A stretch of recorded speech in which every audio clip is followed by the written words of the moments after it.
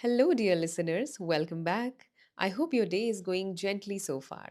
And if the life has been feeling a little repetitive lately, then maybe today's story will feel strangely comforting to you. Cities are funny places. Millions of people living together, and yet so many people feel completely alone. Every morning, people rush somewhere cars, metros, offices, phones ringing, notifications everywhere. Every day looks busy, every day looks occupied. But if you observe carefully, you'll notice something strange. People don't really talk anymore, not properly. We message, we react to stories, we send emojis, but real conversations, they have become rare. And today's story is about a man who slowly realized that. His name was Dev. Now, Dev's life looked completely normal from the outside. He had a decent job, not glamorous, not terrible, just normal. He lived alone in a small apartment on the fourth floor of an old building in the city. Nothing fancy, a small balcony, a tiny kitchen, and a bookshelf he barely touched anymore. Every morning, his alarm rang at exactly 7 a.m., and honestly, he hated that sound. He would wake up slowly, stare at the ceiling for a few seconds, and think, already? Then the routine would begin brush, tea, phone scrolling. Sometimes he watched motivational videos while drinking tea, not because they motivated him, mostly because silence felt strange. After that, he got ready for work, locked the apartment, and walked downstairs. And every single morning, the same security guard greeted him. Good morning, sir. And every single morning, they replied automatically, morning. That was it. Same exchange every day. Then came the metro, crowded, noisy, yet somehow silent. People stood inches away from each other, but everybody looked disconnected. Earphones in, eyes on the screen, and faces tired. And somewhere in the middle of all that stood Dave. At first, he never really thought much about it because honestly, this had become normal. At work, too, conversations were always about tasks. Did you send the report? The client meeting is at 4. We need this urgently. Even lunch breaks felt mechanical. Four people sitting together, four people scrolling separately. Sometimes someone laughed at a reel, showed it to others, everyone smiled for 2 seconds, and then silence returned. One evening, while returning from home in the metro, Dave suddenly noticed an old man sitting nearby. The man looked around a few times as if he wanted to say something to someone, but nobody looked up. After a while, the old man quietly took out his phone, opened the camera, and started looking at old pictures. And for some reason, that moment stayed with Dave. That night, while heating leftover food in the microwave, he kept thinking about that man. The apartment felt unusually quiet, only the sound of the fan and the microwave beep. Dave sat on the sofa with his dinner plate and suddenly realized something uncomfortable.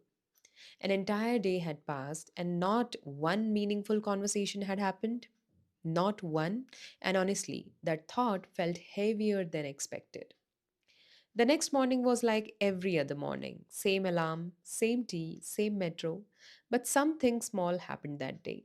Something very ordinary. Near his office, there was a small tea stall he visited almost daily. Usually, he ordered tea, paid, and left. No conversation, no interaction.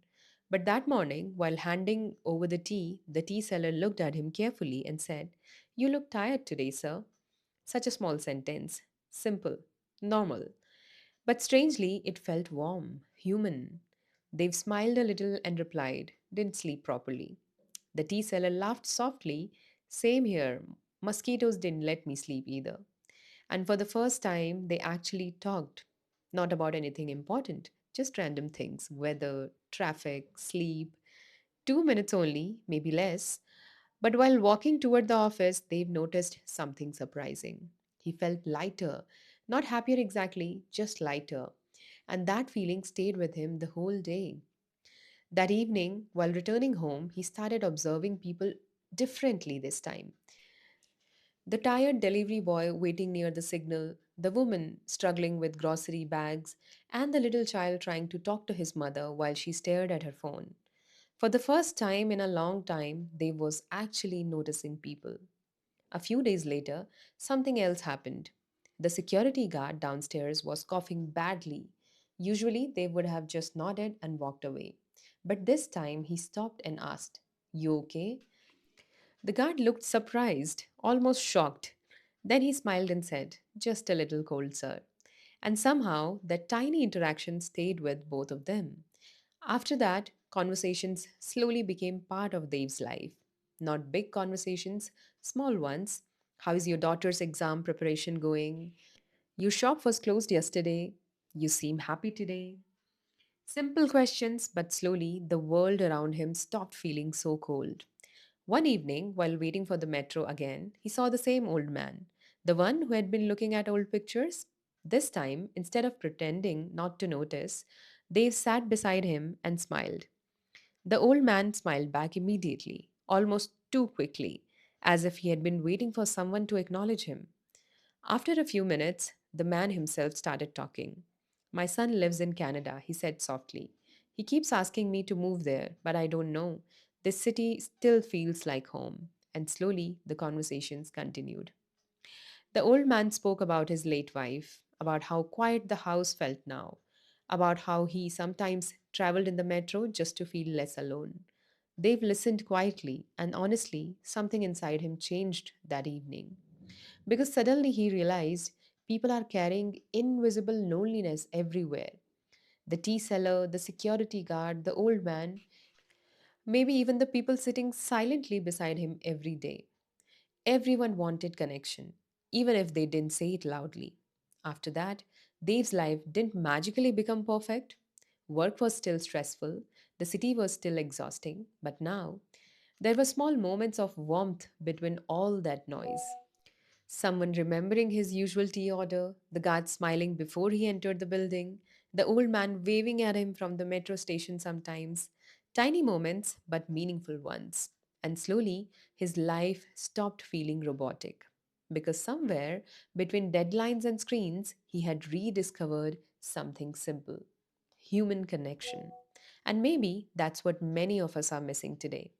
Not entertainment, not social media, not more distractions, just real conversations. Because sometimes a small conversation can make someone feel seen again.